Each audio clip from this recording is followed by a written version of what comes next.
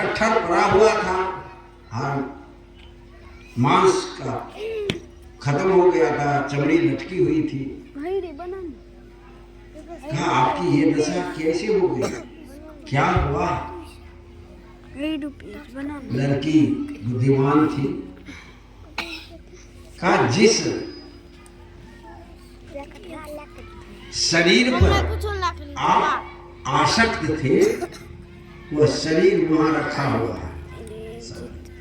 एक में देखा उस हंडी में पैखाना भर का, पेशाब भर का, कफ खखार भर निकला, सब दिखा दिया। कहा यही शरीर है, इसी पर आप आसक्त हुए थे। महात्मा हाथ जोड़ दिया, कहा धन्य हो, आपने मुझे गिरने से बचा लिया। 5 गांठ तो हुआ, रूप रस गंध शब्द स्पर्श, 5 बंधन, और 4 बंधन मन बुद्धि चित्त और अहंकार। ये 9 गांठ है, यही 9 मन सूत है। 9 मन सूत अरुझ नहीं सुरझे, अधिक अधिक और छाई। ये जो 9 मन सूत है, ये 9 मन सूत मन के अनुसार सारा संसार नाच रहा है। लोग कहते हैं सबही नचावत राम गोसाई, नहीं, सबही नचावत मन ही गोसाई। मन सबको नचा रहा है यार, मन को जीत लिया तो संसार को जीत लिया। सबसे तीव्र गति किसका है? वायु से, ते अग्नि से, शब्द से, सबसे तीव्र गति मन की सबसे तीव्र गति है, मन से अधिक नहीं। 1 सेकेंड में मन तीनों लोक का यात्रा कर लेता है, इतना मन चंचल है। जो ये गांठ को खोलो, बुद्धि जब विकृत होती है तब मनुष्य गलत कर्म करने लगता है, क्योंकि पहले बुद्धि खराब होती है तब मनुष्य गलत कर्म करता है। चाहे वो लड़का हो, लड़की हो, माता हो, पिता हो, साधु हो, संत हो, कोई भी हो, जब तक बुद्धि सही रहेगी गलत कर्म नहीं हो सकता, गलत मार्ग पर नहीं चल सकता।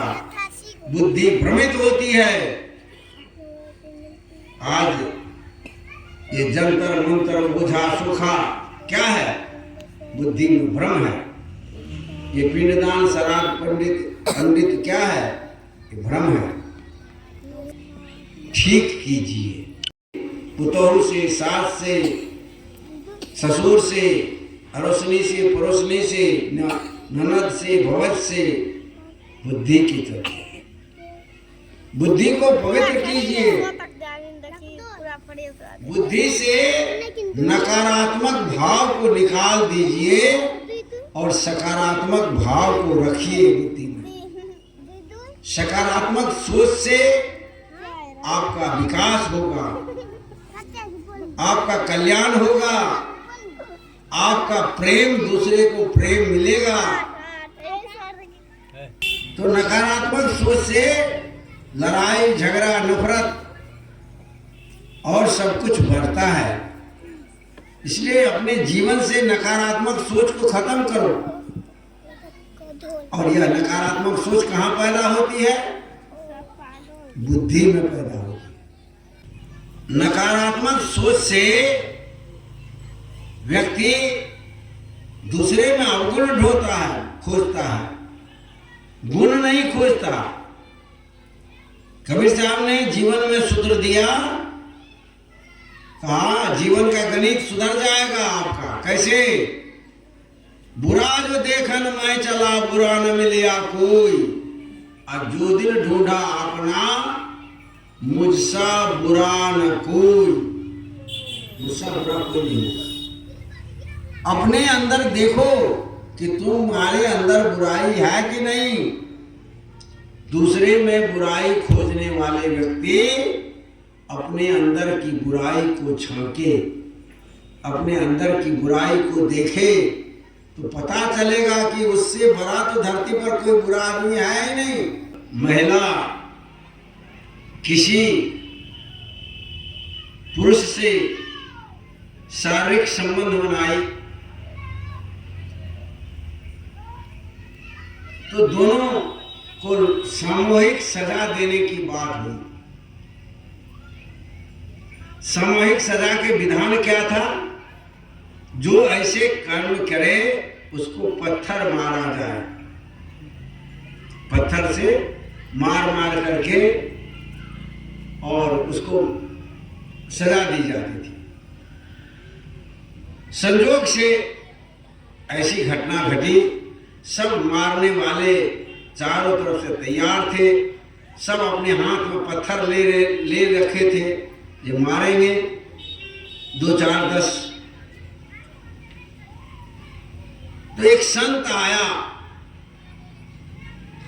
देखा यहां बहुत बड़ी भीड़ है, क्या बात है? कहा ऐसी सी का बात है। तो सब कोई देख रहा है, वो बीच में खड़ा है, कुछ लोग न्याय करने वाले बैठे हैं कि कब आदेश होगा, इसको सजा फरमान होगा, हम लोग पत्थर मारेंगे। यही रस्म रिवाज था। उसी समय में फरमान हुआ कि इसके दोनों का गलती है, ऐसा करने से समाज में अव्यवस्था पैदा होगी, इसलिए समाज के लोग सामूहिक रूप से इसे पत्थर मारे, ऐसा बोले। उसी समय संत पहुंच गए थे। कहा यदि इजाजत हो तो एक शब्द मैं बोलूं। पहुंचे थे, 2 शब्द वो सुने। कहा कि इनका दोष क्या है, मैं जानना चाहता हूं। संत को देखा, सबको रुक गया, उधर देखने लगा। कहा ऐसे ऐसी गलत व्यवहार किया है जो सामाजिक मर्यादा का उल्लंघन है। आप लोग ये सजा, सब कोई सजा से सहमत है? सबने कहा हाँ सहमत है। कहा एक मेरा प्रश्न है कि वही आदमी पहला पत्थर फेंकेगा जिस आदमी के जीवन में यह दोष नहीं होगा। जिस आदमी के जीवन में यह दोष नहीं होगा वही पहला पत्थर फेंकेगा, कोई नहीं पत्थर फेंकेगा। अपने आप को देखा कि क्या जिस दोष के चलते हम उसको पत्थर मार रहे हैं वह दोष मेरे अंदर है कि नहीं? वह दोष से सभी दुखी है। गलत करते हो, अपने जीवन के सूत्र को सुधार नहीं करते हो, दूसरे के जीवन के सूत्र को सुधार करना चाहते हो। अरे आपका खेत पड़ती है, दूसरे के खेत रोपेगा तो फसल धान उपजेगा, गेहूं उपजेगा, उसका होगा कि आपका? उसका होगा जिसका खेत सुधार। इसलिए अपने जीवन के खेत, जीवन रूपी खेत को सुधार करो, अपने जीवन के दोष को मिटाओ, जीवन के गणित को समझो। जीवन के गणित को समझोगे, जितना समझोगे उतना ऊंचा उठोगे, उतना महान बनोगे। आज जो भी महापुरुष हुए हैं, चाहे वह राम है, कृष्ण है, बुद्ध है, कबीर साहब है, नानक है, तुलसीदास है, सूरदास है, सबरी है, हंसुइया है, गीता है, सावित्री है, सीता है, पार्वती है, सब अपने जीवन के गणित को सुधारा, तब आज महान हुआ। आप भी अपने जीवन के गणित को सुधार करके महान हो जाएंगे। सबसे आपके जीवन में एक बात और जान जाइए, आपके जीवन में सबसे मूल्यवान समय कौन है? कोई जवाब दे सकते हैं? आपके जीवन का सबसे मूल्यवान समय कौन है? नहीं पता। सबसे मूल्यवान समय वर्तमान होता है। क्यों? कि भूत जो है वह बीत गया, वह लौटेगा नहीं। आज इनका शरीर शांत हो गया, वो नहीं आएंगे। जो समय बीत गया वह नहीं लौटता है। और भविष्य जो है कल क्या होगा कोई नहीं जानता, वो आने वाला है। लेकिन वर्तमान में मैं हूं, वर्तमान में आप हैं, वर्तमान में आप जी रहे हैं। इसलिए वर्तमान का समय सबसे मूल्यवान होता है। वर्तमान को सुधारो। कबीर साहब ने इसलिए कहा कि वर्तमान में बरतो भाई, भूत भविष्य को दो बिलगाई। क्योंकि भूत भी वर्तमान होकर के गुजरा और भविष्य भी वर्तमान होकर के गुजरेगा। जो कल क्या होगा, कल की चिंता छोड़ो, आज उसको सही करो। आज हम देख लेंगे, आज हम अपने जीवन को सही दिशा देंगे। आज का जो सत्य है कल का वो सत्य नहीं हो सकता है। आज का जो झूठ है कल का वो सत्य हो जाएगा। आज का जो धर्म है कल अधर्म हो जाएगा। इसलिए धर्म अधर्म, सत्य असत्य, पाप पुण्य, इसकी महीन व्याख्या है। ये जो जीवन से जुड़ा हुआ है, इसको समझना बड़ी कठिन बात है, एक दिन में संभव नहीं है। बहुत ही सदगुरु की कृपा है कि आपका बेलसारा गांव में सदगुरु कबीर साहब का आश्रम है, जो जीवन के सूत्र को सुलझाने का काम करता है। और इन्हीं आश्रम के जो अभी वर्तमान में महंत साहब है, श्रद्धेय श्री राम स्वरूप साहब जी, उन्होंने ही निवेदन किया कि साहब जी बेलसारा आइए आज। हम कि ठीक है, हम आएंगे।